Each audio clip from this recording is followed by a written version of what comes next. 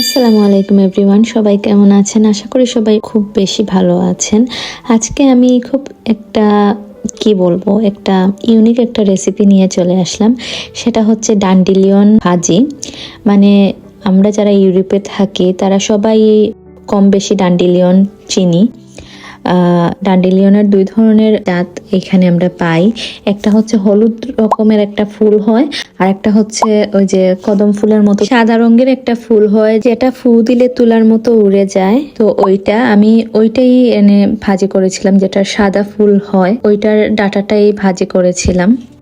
মানে আমি খুব ভালো করে এটা পরিষ্কার করে নিয়েছি ফার্স্টে, তারপরে প্রথমেই দেখেছেন আমি কিভাবে এটা কেটেছি।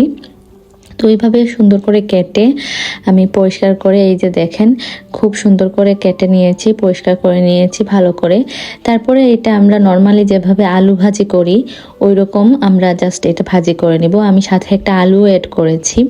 তো এটা আপনারা খেয়ে দেখবেন একবার, মানে আপনারা জাস্ট ফ্যান হয়ে যাবেন এই খাবারটার। খুবই মজা একটা খাবার, আর এটা খুবই কিন্তু স্বাস্থ্যকর। এটার মধ্যে প্রচুর পরিমাণে অ্যান্টিঅক্সিডেন্ট আছে, ফাইবার আছে, তারপর আয়রন আছে, আরও বিভিন্ন ধরনের ভিটামিনস আছে যেগুলো আমাদের শরীরের জন্য খুবই উপকারী।